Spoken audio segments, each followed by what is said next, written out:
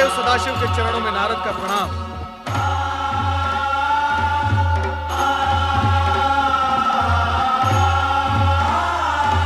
आपकी साधना में व्यवधान डालना मेरे लिए उचित नहीं, किंतु विषय की गंभीरता और महत्व को देखते हुए मुझे धृष्टता करनी ही पड़ी। देवर्षि, जब आप स्वयं कह रहे हैं कि विषय महत्वपूर्ण और गंभीर है, तो आपने जो किया वो धृष्टता कैसे? अपने आने का मंतव्य बताइए। प्रभु, दक्षपुत्री देवी सती अत्यधिक व्याकुल और पीड़ित हैं। मुझसे उनकी यह दशा देखी नहीं गई और मैं आपके चरणों में चला आया। उनकी पीड़ा का कारण?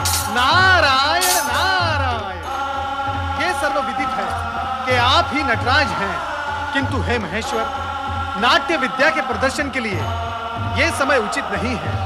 सब कुछ जानते हुए भी आपका अनभिज्ञ होने का नाटक देवी सती के कष्ट में और भी वृद्धि करेगा।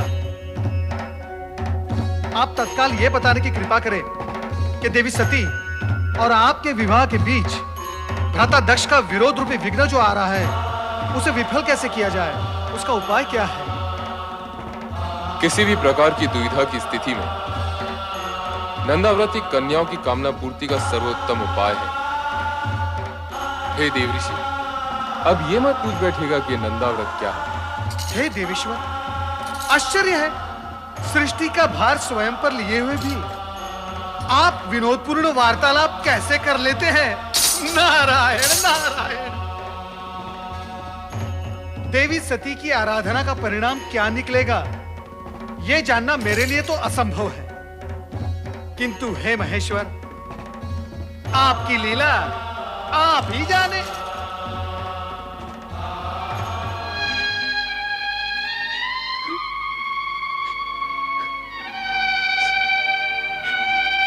मेरी श्रद्धा, भक्ति, प्रेम, पूजन में न जाने कहां और क्या कमी रह गई है, जो मेरे आराध्य तक मेरा स्वर नहीं पहुंच रहा। वह इस पीड़ा को नहीं समझ पा रहा, जो अपने आराध्य से अलग होते हुए होती है। सती, धैर्य रखो सती, तुम्हारी प्रेम में तपस्या निरर्थक नहीं जाएगी। तुम्हारे स्वामी आएंगे, अवश्य आएंगे। ये सत्य कहती है पुत्री, तुम्हारे मन कामेश्वर अवश्य आएंगे, किंतु तभी जिस पल विधाता ने उनका आना निश्चित किया होगा। तो फिर मिलन की उस पल की प्रतीक्षा में मैं तब तक यहाँ बैठी रहूंगी जब तक मेरे स्वामी आकर मुझे स्वीकार न कर ले। पुत्री, ये बालोचित हट तुम्हें शोभा नहीं देती। चलो घर चलें। माते, आप तो स्वयं स्त्री हैं, किसी की पत्नी भी है। आप भी मेरी विरह जनित व्याकुलता को नहीं समझ पा रही। समझती हूँ पुत्री, किंतु तेरे पिता का क्रोध मुझे भयभीत कर रहा है। किसी अमंगल की कल्पना मुझे आतंकित कर रही है।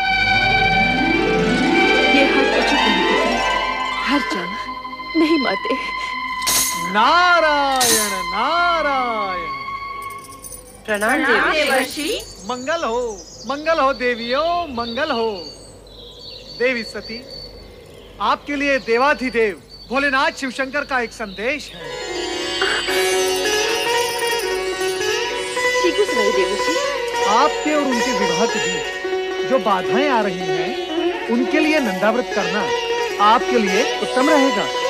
नंदाव्रत? हाँ, मनचाह पति पाने की दिशा में नंदाव्रत एक सिद्ध उपाय है।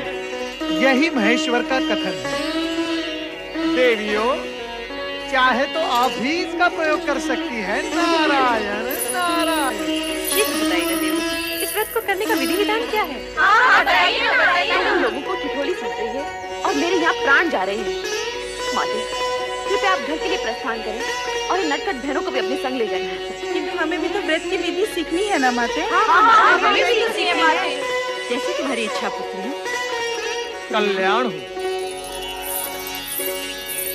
शीघ्र बताइए देवर्षि, व्रत की विधि क्या है? बताइए देवर्षि। नारायण नारायण। व्रत आपकी बात शांतिपूर्वक सुननी होगी।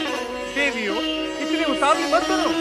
मैं आपको व्रत की विधि अवश्य बताऊंगा, परंतु आप सबको मेरी एक बात माननी होगी। वो क्या देवऋषि? सबसे पहले देवी सती नंदा व्रत करेंगी और इनका व्रत पूर्ण होने तक आप सब इनकी हृदयपूर्वक सहायता करेंगे और व्रत की विधि का इन्हें स्मरण कराते रहेंगे, क्योंकि ये व्रत 1 वर्ष में पूर्ण होगा और 1 वर्ष तक तिथियों के अनुक्रम से विविध सामग्रियों से आपको भगवान महेश्वर का पूजन एवं स्मरण करना होगा। जागरण के साथ साथ उपवास भी करना होगा। अन्य विधियां आपकी बहनों को मैं अवगत करवा दूंगा, ये आपको स्मरण कराती रहेंगी। मुझ पर आपने जो उपकार किया है उसके लिए मैं सदा आभारी रहूंगी देवऋषि।